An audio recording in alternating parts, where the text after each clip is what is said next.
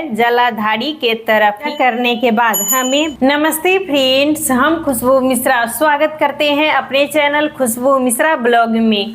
कैसे हैं आप सब? मुझे कमेंट में ओम नमः शिवाय जरूर लिखिएगा। और आज इस वीडियो में जानेंगे सावन महीने में प्रतिदिन शिवलिंग का पूजन कैसे करना चाहिए, जल चढ़ाने की सही विधि क्या है। सावन महीने में प्रतिदिन हम भगवान शिव जी का पूजन करते हैं। तो आप मंदिर में जाकर पूजा करना चाहते हैं, शिवालय में, तो मंदिर में भी जाकर पूजा कर सकते हैं। घर में शिवलिंग रखे हुए हैं तो घर में भी आप पूजा कर सकते हैं।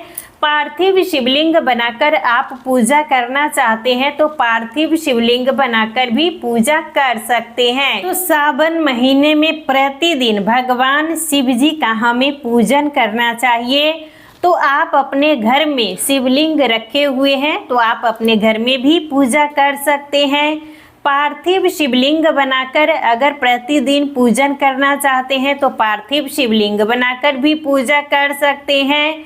आपके घर के बगल में शिवालय है, प्रतिदिन आप जाना चाहते हैं तो वहां पर भी जाकर पूजा कर सकते हैं।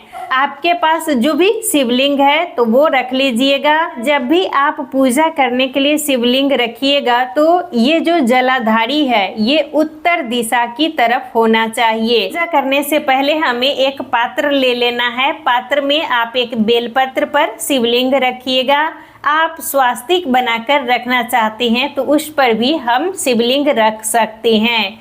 तो सबसे पहले हमें जल से अभिषेक करना है।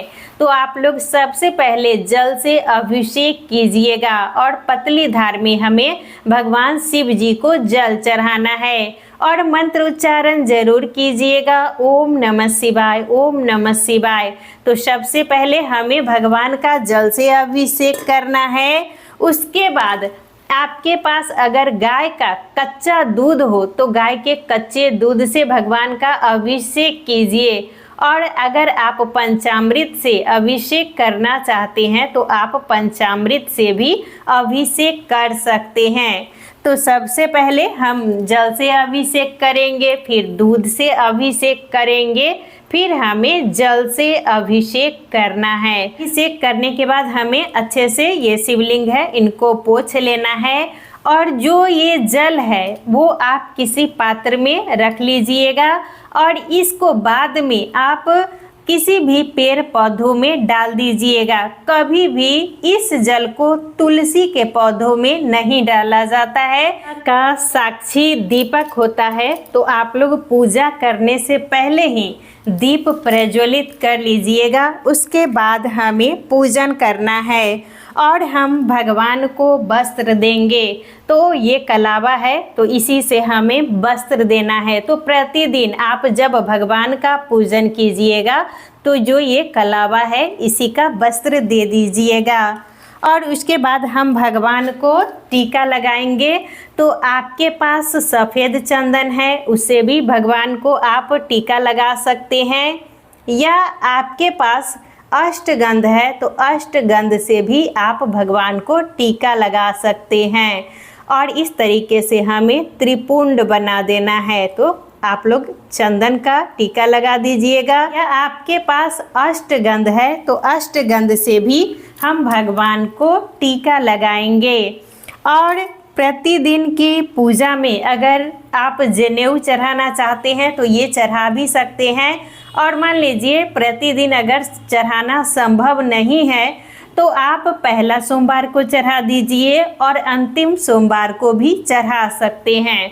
तो ये हम भगवान को यहाँ पर जनेऊ हम समर्पित कर देंगे। भगवान शिव जी की पूजा में बेल पत्र का बहुत ज़्यादा विशेष महत्व है। तो आप लोग बेलपत्र जरूर ले लीजिएगा। प्रतिदिन हमें बेलपत्र चढ़ाना है। और जब भी आप बेलपत्र चढ़ाइएगा तो बेलपत्र में आप इस तरीके से टीका भी लगा सकते हैं, या आप राम का नाम लिखना चाहते हैं तो राम का नाम लिखकर भी भगवान को चढ़ा सकते हैं। और जब भी बेलपत्र चढ़ाइएगा तो जो ये चिकना वाला भाग है वही हमें भगवान पर इस तरीके से चढ़ाना है। और मंत्र का उच्चारण जरूर कीजिएगा, ओम नमः शिवाय, ओम नमः शिवाय। जब भी आप बेलपत्र चढ़ाइएगा तो ये जो जलाधारी है, जलाधारी के तरफ ही ये जो डंठल है होना चाहिए। तो आप विषम संख्या में बेलपत्र चढ़ाएं। आप 1 भी चढ़ा सकते हैं, 3 भी चढ़ा सकते हैं, 5 भी चढ़ा सकते हैं, 7 भी चढ़ा सकते हैं, लेकिन जब भी चढ़ाइएगा तो आप लोग विषम संख्या में ही चढ़ाइएगा। ये हम अक्षत चढ़ाएंगे, तो जब भी आप अक्षत चढ़ाइएगा तो जो ये चावल है वो खंडित नहीं होना चाहिए। और अक्षत जब भी चढ़ाएं तो उसको हमें धोकर ही चढ़ाना चाहिए। और अगर आप प्रतिदिन ये तिल चढ़ाना चाहते हैं तो भगवान को तिल चढ़ा सकते हैं। और ये भस्म हो गया, और ये भस्म हम भगवान को चढ़ाएंगे। और फूल में अगर आपको ये जो धतूरा का फूल है तो ये आप लोग ज़रूर चढ़ाएं, भगवान को बहुत ज़्यादा ये प्रिय है। और उजला फूल भगवान को चढ़ाया जाता है, तो इस तरीके से आप लोग भगवान को जो ये सफ़ेद फूल है वो ज़रूर चढ़ाइएगा। ये कनेर का फूल भी भगवान को बहुत ज़्यादा प्रिय है, तो अगर आपको कनेर का फूल मिल जाए तो ये भी चढ़ा सकते हैं। ये अपराजिता का फूल है, इसे नीलकंठ भी कहा जाता है, तो ये फूल भी भगवान पर चढ़ाया जाता है। शमी का पत्ता है, तो अगर आपको शमी का पत्ता मिल जाए तो आप लोग प्रतिदिन ये शमी का पत्ता भी चढ़ा सकते हैं। ये सब सामग्री हमारे भगवान जी, हमारे शिव जी को बहुत ज़्यादा ही प्रिय है, तो हम ये शमी का पत्ता चढ़ाएंगे। और ये भांग है, तो आपको अगर भांग भी प्रतिदिन मिले तो आप लोग भांग भी भगवान को ज़रूर चढ़ाइएगा। उसके बाद हम भगवान को धूप दीप दिखा देंगे, तो इसके बाद हम भोग लगाएंगे। तो भोग में आपको जो भी सीजनल फल उपलब्ध हो रहा है वो आप भगवान को भोग ज़रूर लगाइएगा। तो जो भी प्रतिदिन आपको संभव है तो आप सीजनल फल का भी भोग लगा सकते हैं। आप प्रतिदिन गुड़ का भी भोग लगा सकते हैं, चीनी का भी भोग लगा सकते हैं। तो देख लीजिएगा जिस चीज़ का आप भोग प्रतिदिन लगाना चाहते हैं तो ज़रूर लगाइए। तो आप प्रतिदिन 1-2 जितना भी आप भगवान को चढ़ाना चाहते हैं ये आप लोग सिक्का चढ़ाते जाइए, पैसा चढ़ाते जाइए। और जब भी चढ़ाइएगा तो ये सिक्का ही चढ़ाइएगा, क्योंकि जब हम भगवान का अभिषेक करते हैं या फूल ये सब चढ़ाते हैं तो जो वो नोट रहता है वो खराब हो जाता है। तो आप ये सिक्का प्रतिदिन चढ़ाना चाहते हैं तो प्रतिदिन आप लोग भगवान को चढ़ाइएगा और इसको आप जमा करते जाइएगा। और जब सावन का लास्ट दिन रहेगा तो आप इसको मंदिर में जाकर दान पेटी में रख दीजिएगा या आप ब्राह्मण को दे दीजिएगा। तो ये शिव चालीसा है, तो अगर आप इसका पाठ करना चाहते हैं तो प्रतिदिन आप लोग शिव चालीसा का पाठ कीजिए। और जब आप लोग पाठ कर लीजिएगा, पाठ करने के बाद हमें भगवान की आरती करनी है। तो जय शिव ओमकारा, यही भगवान की आरती किया जाता है। करने के बाद हमें घंटी बजाते हुए भगवान की आरती करनी चाहिए। तो आप लोग कपूर से आरती कीजिएगा, कपूर से ही भगवान की आरती किया जाता है। तो जय शिव ओमकारा, यही आरती कर लेना है। और आरती करने के बाद हमें आचमन कर देना है। आचमन करने से ही भगवान ये जो भोग है वो स्वीकार करते हैं। तो इसके बाद हम क्षमा प्रार्थना करेंगे। हे प्रभु, हे भगवान शिव जी, हमारी पूजा में जो भी भूल चूक हो गई है प्रभु मुझे माफ़ कर दे। और आप इसी तरीके से हमारे परिवार पर, मेरे बच्चों पर अपनी कृपा दृष्टि बनाए रखें। और प्रतिदिन इसी तरीके से भगवान शिव जी का हमें पूजन करना है। और प्रतिदिन अगर मान लीजिए इतना सामग्री आपको उपलब्ध नहीं हो रहा है तो आप प्रतिदिन सिर्फ भगवान का जल से अभिषेक कीजिए। और जो ये बेलपत्र है प्रतिदिन अगर आपको संभव है मिल जाएगा तो ज़रूर चढ़ाइए। और कुछ आप चढ़ाएं या ना चढ़ाएं, लेकिन प्रतिदिन भगवान को सिर्फ अगर हम जल से अभिषेक करते हैं, बेलपत्र चढ़ाते हैं, तो इससे भी हमारे भोलेनाथ, हमारे शिव जी प्रसन्न हो जाते हैं। और पूजा करने के बाद जो ये भोग प्रसाद है तो आप घर में खा सकते हैं।